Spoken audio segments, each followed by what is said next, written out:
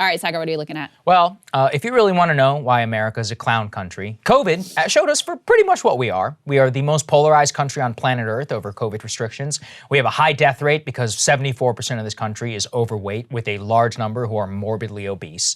Our government had a haphazard, anti-science way of handling restrictions, and pretty much everything has fallen victim to the culture war. The best thing we did was produce an effective vaccine in a pretty record amount of time. On pretty much everything else, we just completely failed. Here's the thing, didn't have to be this way. I remember thinking in March 2020, World War II, we have a foreign virus invading us. We need to mobilize our population, beat this thing. We can change the relationship between government and citizen. We can have everybody bought in a time of crisis. Spin up American manufacturing. Let's get to work, right? Yeah, I was pretty much wrong within like 2 weeks of that whole situation. Now our politicians argue and fight for scraps at the table of whatever's left, and the rest of us are left with a sclerotic and useless government which doesn't really give a damn about us. And this really hit home to me this week when White House Press Secretary Jen Psaki was asked about the President Biden's scheme to allow Americans to expense at-home COVID tests to their insurance companies. Why don't they just give one to every American? Watch her reaction to that crazy idea. Look at what we've done over the course of time. We've quadrupled the size of our testing plan. We've cut the cost significantly over the past few months. And this effort to ensure insurers you're able to get your tests refunded means 150 million Americans will be able to get free tests. It's kind of complicated though. Why not just make them free and give them out and have them available everywhere? Should we just send one to every American?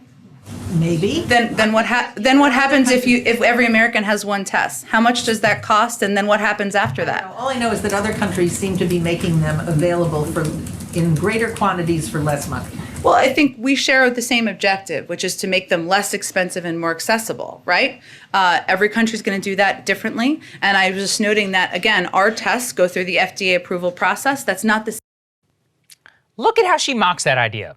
What are we supposed to do? Take every single American and give them a test? Yeah, actually, as the reporter points out, right across the pond in the UK, in a country of 67 million people, you can walk into any pharmacy in the country. You ask for an at-home test and they'll just give it to you. You don't even have to pay. Here in the US, you have to pay a minimum of $12 per actual test. That adds up real quick. And as they point out, expensing something to your insurance company is a pain in the ass. Also, what about the uninsured?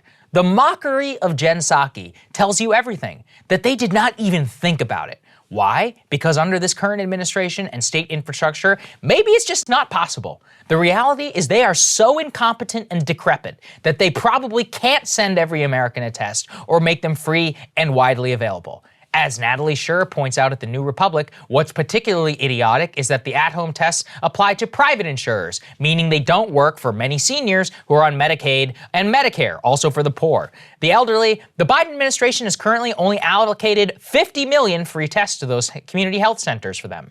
That sounds great until you realize there's 80 million people on Medicaid. So 50 million is barely more than half of that, what they need for each person to only get one test at one time. Why do we have such a test shortage? Well, Biden admin has basically been sitting on his hands for the last year and has only in the last 2 months or so approved more than one at-home test maker. Well, no wonder we have a shortage. Only one company up until recently was allowed to make them. In fact, there is a California-based rapid test manufacturer currently not allowed to make tests for the United States because the FDA is sitting on its hands for approval, but they are selling them by the millions in Europe. You can't even make this stuff up. Slow FDA approval of tests within zero pressure from the Biden administration has meant we only have one test maker, which results in a shortage, and it makes it so they scoff at the idea of giving US everybody one. It's pathetic. Again, par for the course when it comes to this pandemic. Leave it to America to create the vaccine in the first place and screw up every single other element of the pandemic response. This mindset infects everything in our economy, in our society right now. Joe Biden has record high levels of disapproval, especially on the economy.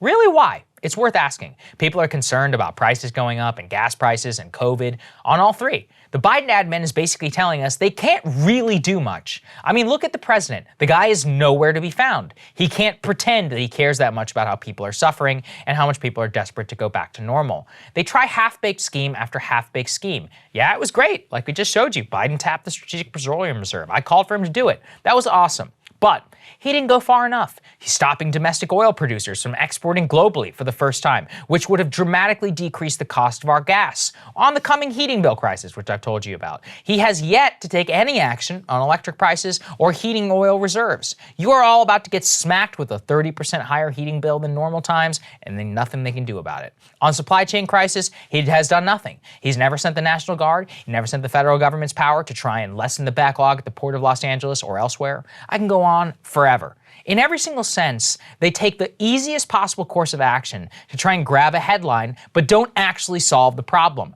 At-home tests and the horrible answer she gave is just one example of how the Biden admin itself really does not believe in doing anything to help you. I mean, Crystal, she's scoffing at that idea. Oh, what are we supposed to do? Send him? Hey guys, thanks so much for watching. That's right. Just as a reminder, you can become a premium subscriber today. Watch the full show completely uncut, our reactions to each other's monologues. You get to listen to it. You get to ask us questions, all that good stuff. Link is right there in the description or at breakingpoints.com. Best of all, great way to say screw you to the mainstream media.